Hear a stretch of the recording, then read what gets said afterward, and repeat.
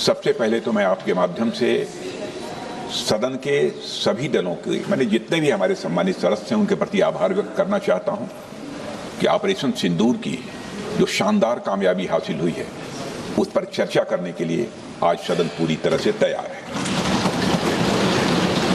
अध्यक्ष महोदय, सबसे पहले मैं इस सदन के माध्यम से मैं देश के उन वीर सपूतों को, उन बहादुर सैनिकों को नमन करता हूं जिन्होंने की राष्ट्र की सीमाओं की रक्षा के लिए जब भी आवश्यकता पड़ी है अपना बलिदान देने में वह पीछे नहीं रहे हैं। आज भी वह तैयार हैं और आज भी वह तत्पर हैं।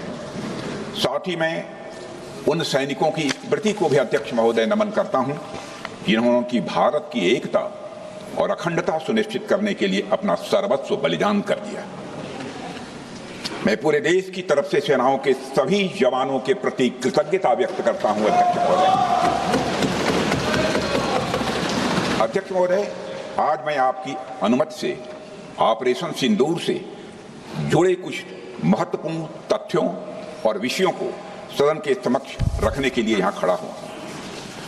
अध्यक्ष महोदय, 6 और 7 मई 2025 को भारतीय सेनाओं ने ऑपरेशन सिंदूर के नाम से एक ऐतिहासिक सैन्य कार्रवाई को अंजाम दिया। यह केवल एक सैन्य कार्रवाई नहीं थी, बल्कि यह भारत की संप्रभुता, उसकी अस्मिता, देश के नागरिकों के प्रति हमारी जिम्मेदारी और आतंकवाद के खिलाफ हमारी नीति का एक इफेक्टिव और डिसाइसिव डिमॉन्स्ट्रेशन था। अध्यक्ष महोदय, जैसा इस सदन को जानकारी है, 22 अप्रैल 2025 को जम्मू कश्मीर के पहलगाम क्षेत्र में एक अमानवीय और कायराना आतंकी हमला हुआ। इस हमले में हमारे 25 निर्दोष नागरिकों सहित एक नेपाली नागरिक की भी जान गई थी। उन निर्दोष लोगों की जान उनका धर्म पूछ कर लिया गया। यह अपने आप में अमानवीयता का सबसे कुत्सित और सबसे घृणित उदाहरण था। यह घटना भारत की सहन शक्ति की सीमा की भी मैं मानता हूं परीक्षा थी। अध्यक्ष महोदय, इस हमले के तुरंत बाद हमारे प्रधानमंत्री श्री नरेंद्र मोदी जी ने तीनों सेनाओं के प्रमुखों की एक उच्च स्तरीय बैठक की और उन्हें छूट दी गई कि वे अपने विवेक, स्ट्रेटेजिक अंडरस्टैंडिंग और रीजनल सिक्योरिटी सिचुएशन को ध्यान में रखते हुए वह निर्णायक कार्रवाई करें। इसके बाद हमारे सैन्य नेतृत्व ने न केवल अपनी मैच्योरिटी दिखाई, बल्कि उस स्ट्रेटेजिक विजडम का भी परिचय दिया जिसकी उम्मीद भारत जैसी एक रिस्पॉन्सिबल पावर से की जाती है। अध्यक्ष महोदय, ऑपरेशन सिंदूर को अंजाम देने से पहले हमारी सेनाओं ने हर पहलू का बहुत ही गहराई के साथ अध्ययन किया।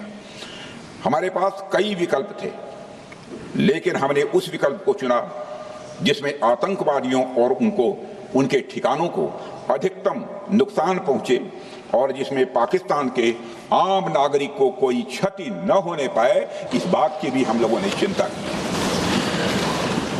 अध्यक्ष महोदय, हमारी सेनाओं द्वारा की गई वेल कोऑर्डिनेटेड स्ट्राइक्स ने 9 टेररिस्ट इंफ्रास्ट्रक्चर टारगेट्स को प्रिसीजन के साथ, सटीकता के साथ हिट किया और इस सैन्य कार्रवाई में एक अनुमान के अनुसार 100 से अधिक आतंकवादी, मैं बहुत संभल कर बोल रहा हूं अध्यक्ष महोदय, हमारी फिगर गलत ना होने पाए, फिगर इससे बहुत अधिक है। 100 से अधिक आतंकवादी, उनके ट्रेनर, उनके प्रशिक्षक, उनके हैंडलर, लश्कर-ए तोयबा और हिजबुल मुजाहिदीन जैसे आतंकवादी संगठनों से संबंधित थे। ये वही आतंकी संगठन हैं जिन्होंने पाकिस्तान की सेना और ISI का जिन्हें खुला समर्थन प्राप्त है। अध्यक्ष महोदय, 7 मई 2025 को रात्रि 1:05 भारतीय सशस्त्र बलों ने ऑपरेशन सिंदूर प्रारंभ किया,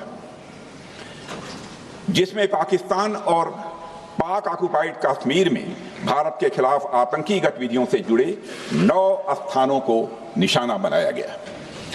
इसमें POK के मुजफ्फराबाद में सवाई नाला और सैयदना बिलाल कैंप, कोटली में मस्जिद अब्बास व मसबर रहील शाहिद कैंप, कोटली में गुलपुर कैंप, भीमबर में बरनाला कैंप, कोटली में अब्बास कैंप और पाकिस्तान के पंजाब प्रांत में बहावलपुर, मुरिदके और सरजाल और मेहमुना जोया शामिल थे। इनमें से 7 आतंकी शिविरों को भारतीय सेना ने पूरी तरह से नष्ट कर दिया, जबकि भारतीय वायुसेना ने मुरिदके और बहावलपुर को नेस्त नाबूद किया, जो लश्कर-ए-तोयबा और जैशे मोहम्मद के केंद्र हैं। पूरा ऑपरेशन मात्र, अध्यक्ष महोदय, जानकर पूरे सदन को प्रसन्नता होगी कि विद इन 22 मिनट्स पूरा ऑपरेशन समाप्त हो गया और हमने आतंकवादियों को उनके घर में घुसकर मारा।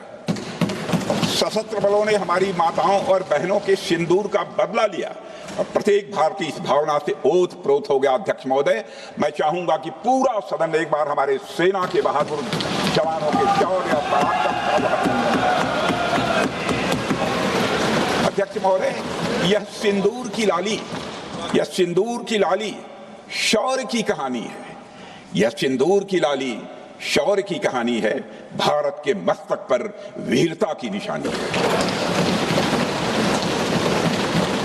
अध्यक्ष महोदय, सेनाओं ने अंधेरी रात होने के बावजूद हमले की सफलता के स्पष्ट एविडेंस भी जुटाए हैं, साक्ष्य है हमारे पास। अध्यक्ष महोदय, हमले के कुछ ही घंटों के भीतर एक प्रेस रिलीज और मीडिया ब्रीफिंग के माध्यम से इन्हें जनता की जानकारी के लिए जारी कर दिया गया था। मुझे यह पुष्टि करते हुए गौरव की अनुभूति हो रही है कि सशस्त्र बल अपने सभी मिशन ऑब्जेक्टिव्स को पूरा करने में पूरी तरह से सक्षम रहे और साथ ही कामयाब रहे।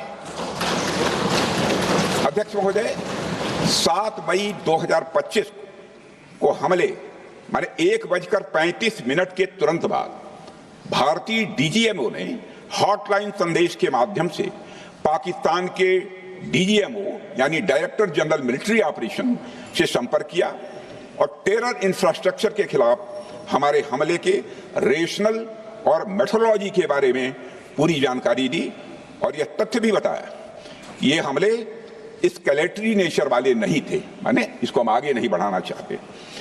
जिन मुहि मारा तीन मुहि मारे। अध्यक्ष महोदय, जिस प्रकार प्रभु हनुमान ने लंका में अपनी रणनीति बनाई थी, उसी प्रकार हमने भी उन्हीं को निशाना बनाया जिन्होंने हमें नुकसान पहुंचाया था। हालांकि पाकिस्तान ने इस रेशनल को समझने से इनकार कर दिया और अगले कुछ दिनों तक सिविलियन और सैन्य ठिकानों पर गोलीबारी करके बड़े पैमाने पर सीज फायर वायलेशन करके स्थिति को एस्केलेट करने की उसने कोशिश की। अध्यक्ष महोदय, 7-8 मई 2025 की रात को क्लियरली आइडेंटिफाइड आतंकवाद संबंधी ठिकानों पर हमारे सफल ऑपरेशन के बाद, सफल हमले के बाद पाकिस्तान ने स्थिति को एस्केलेट कर दिया और अनमैन्ड एरियल सिस्टम और अन्य साधनों का उपयोग करके भारतीय वायुसेना के बेसेस, भारतीय वायुसेना के सेंसर्स और सेना के फॉर्मेशन हेडक्वार्टर से लेकर ब्रिगेडों तक पर भी उसने हमला कर दिया। हालांकि हमारी इंटीग्रेटेड एयर डिफेंस ग्रिड और काउंटर यूएस ग्रिड ने इन हमलों को सफलतापूर्वक विफल कर दिया। अध्यक्ष महोदय, यस-400 यमारसैन आकाश मिसाइल सिस्टम और एयर डिफेंस गन्स बहुत प्रभावी साबित हुई हैं। अध्यक्ष महोदय, इस एस्केलेशन पर हमारा जवाबी हमला स्विफ्ट, प्रोपोर्शनेट और नबातुला था। अध्यक्ष महोदय,